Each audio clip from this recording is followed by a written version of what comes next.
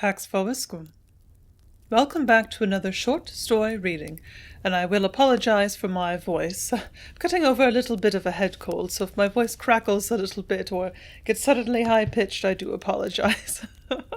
But today we are going to be reading the short story The Invisible Enemy by Arnold Castle, originally published in Imagination Stories of Science and Fantasy in October of 1954, another science fiction magazine. I found this story to be sort of interesting. It did not go the way that I thought, and the sort of twist and inferment at the end was quite interesting. So do let me know what you think of this story upon the conclusion of our reading. And without further ado, The Invisible Enemy by Arnold Castle. It was the day. The automobile with its 3 passengers moved slowly along the quiet morning street. There was no need for hurry. The boy's father was soberly recalling his own war experiences, wondering how similar Tom's would be. The mother was remembering vividly fragments of films, of facsimile reports, of forgotten conversations, envisioning her son cringing pathetically in a shallow foxhole as the penultimate weapon burst into grisly glory in the dark dawn sky. Tom's own thoughts were tense, but he managed to conceal his nervousness from his parents. "We're here, son," his father announced calmly, pulling the car up to the curb. "Dear, can't we drive around the block just once?" his mother asked, her voice almost a whisper. "We're early." "No, Mom," Tom said crisply. He opened the door and stepped out onto the sidewalk. "Want us to go in, son?" "No thanks, Dad." "But we want to, Tom," his mother said. "Of course we'll go in." "There's no need for you to. I'm already registered," he told her. He reached out to grip his father's hand. "Tom!" his mother protested. "Don't worry about me." He kissed her hurriedly and was relieved when his father drove away without waiting for him to start up the steps. He knew that they would worry, and he turned abruptly, forcing his attention away. The day was bright and a chill breeze swept in from the Pacific. Atop a distant hill, eucalyptus glimmered in the white sunlight. Inscribed over the portal of the modest building which he now faced were the words, "Department of Peace, that the age of violence may forever remain history." Bullets splattered into the mound in front of the foxhole, sending a dense spray of dust and gravel into the pit. Tom spit out the mouthful of dirt and cursed. "They comin'?" the soldier next to him asked, waking slightly.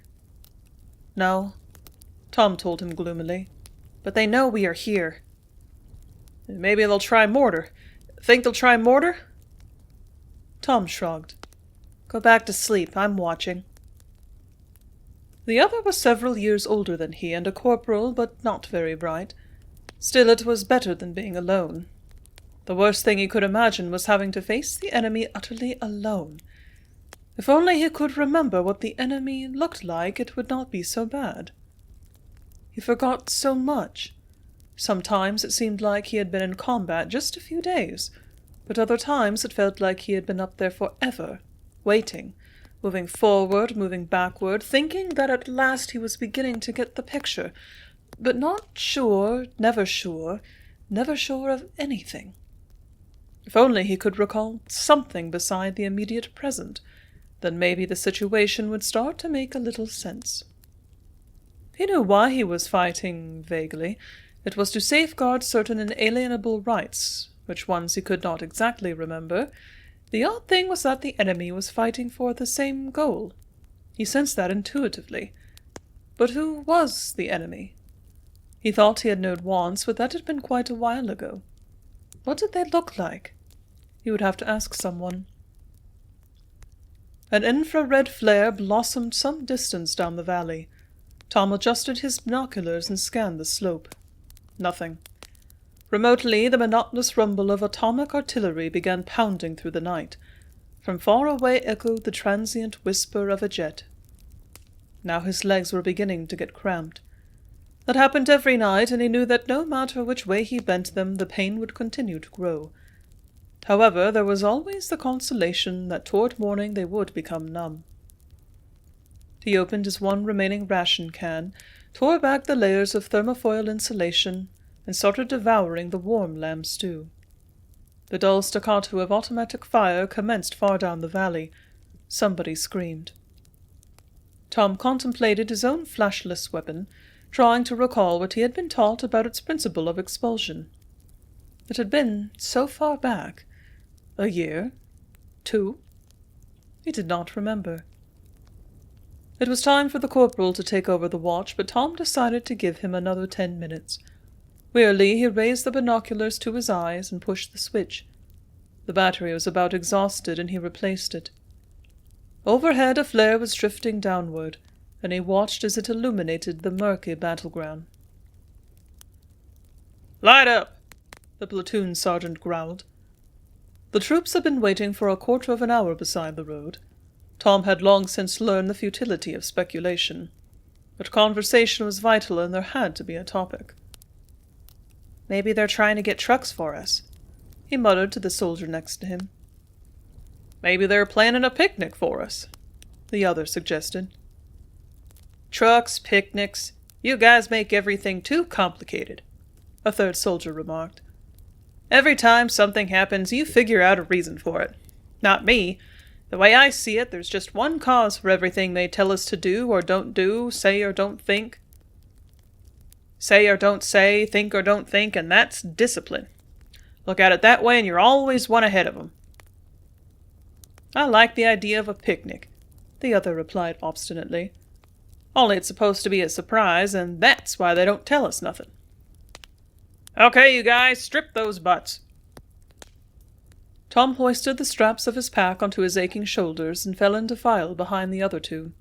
The heel of his left boot was wearing badly, and he could sense the strain on his ankle. He tried placing his weight on the ball of his foot, but that made him limp. Then he had no time for concern with small discomforts, for the column was scattering at the distant whoosh of jets. The soldier who liked picnics had stumbled onto a discarded recoilless rifle shell 10 feet from the road. It exploded on contact. Tom did not hear the jets roar past, for the pain that had burst in his leg was deafening. Momentarily, he experienced a curious detached awareness of both the agony of the wound and the contortions into which he was throwing his body. Then he collapsed on the weed-matted gravel unconscious. He woke to find 2 medical aid men seated beside him. The pain had lessened and the wound was all but covered. He watched furtively as a corporal completed the job of dabbing the gummy white substance from an opened can of plastoderm into a raw gash below his right knee. He hoped none of the ligaments had been torn, since they would take a lot longer to evolve from the undifferentiated surrogate that would the rest of the tissues. Tentatively, he flexed his foot muscles. They seemed all right. "Lean back now, buddy. You're okay," he was informed. "What about the jets? We hit any of them?" he asked. "Couldn't tell, but I don't think so. They got what they were after, though." "Yeah? What was that?" "Convoy of trucks coming to pick us up. That's what I hear, anyway." Tom was silent for a while. Then he asked, "I'm not going to have any trouble with that, am I?" "No, but take it easy for the next couple of days. I'll put a bandage on it, but it takes time for that stuff to gel." He went to work on the bandage while his companion started packing up the apparatus. 5 minutes later they had gone. Tom lay thinking. None of his questions had yet been answered. He still could not think coherently about even the recent past. And nobody had been able to state clearly just whom they were fighting, though everyone agreed on the motives for the war. They were defending freedom against tyranny. It was as simple and as basic as that. However, it somehow left Tom unsatisfied. "Well, what did I tell you?" the soldier next to him remarked. "Discipline. No trucks, no picnic, just discipline. Say, how about a cigarette? I must have dropped mine in the scramble." "Sure." Tom threw him a mashed half-empty pack. "Hey, thanks." He lit one, carefully buttoning the rest in a pocket of his fatigue jacket. "Thanks a lot." "Okay, you guys. came the hoarse command. "Strip them butts, we're moving." "Discipline," the soldier muttered bitterly, crushing the cigarette into the gravel. "Discipline."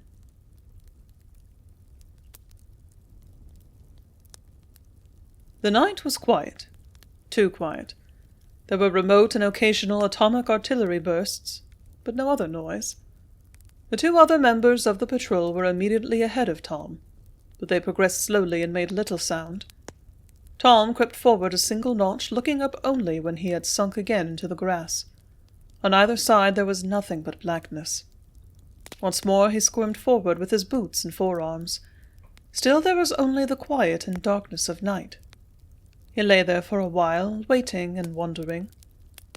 He had ceased pondering those questions which had most concerned him during the earlier days. Now he asked himself only when it would be over. Nothing else any longer seemed to matter. But more and more frequently there had come to his mind a single irrelevant memory. It was an image of a clear day, of a cool breeze off the ocean, of a crest of green and gold eucalyptus on a faraway hill. It had something to do with home, but that was all he knew of it, and it was all he could recall of home. A burst of flashless automatic fire came from somewhere up the ridge that brought a scream from the soldier in front of him and sent him writhing down the slope. Tom lowered himself till he was on level with the sight of his carbine, and then started scanning the rise. A moment later he spotted the greenish glow of the sniper's infrared beam, and flipping the safety onto automatic, he squeezed the trigger. Rapidly he replaced the clip and waited. After a few moments he uncautiously flooded the terrain with his own light. A mere 100 feet away was a sprawling greenish form, one of the enemy, a good and dead one. It was 10 minutes before he heard the remaining member of the patrol working his way back. "Good boy," came a whisper. "You got him." "What about... what do you think?" "Are we going back?" "Sure. There ain't no troops up there. That's what we came to find out. Maybe a few snipers is all." They started crawling the way they had come. But this time it was more tedious because of the abrasions and bruises that had been incurred. Dawn was a pasty grey in the sky behind them when they at last neared the lines. "Something's funny," the sergeant muttered suspiciously, rising to his knees. "What's wrong?" Tom asked wearily. "I don't know. Wait here." Tom waited till the sky threatened to become light, then began following. He continued along the route which he felt must lead to the lines, but after some minutes began to feel a sense of panic. The landmarks were all wrong, and the cloud-strewn sky gave no indication of direction. Then, from the other side of a low rocky hillock came the unmistakable sound of approaching troops. Running forward to the edge, he stopped abruptly as he found himself face to face with the enemy. Suddenly all the hate and guilt he had ever known exploded into his awareness. The face before him was a meaningless blur, but he did not need to know the enemy to loathe him. His carbine was in his hands, the safety off, the barrel lowered, and the trigger squeezed, but the rifle failed to fire. The cry of the enemy was a wordless oath of anger, the bayonet a glinting sliver of death, the pain in his side the ultimate peak of agony. But as he fell back onto the rocks, he sensed something beyond the rage in the bright young eyes of his destroyer. He sensed hope, the possibility of peace and even of happiness, for those anger-maddened eyes had been his own. He woke up upon a bed in a small white-walled room.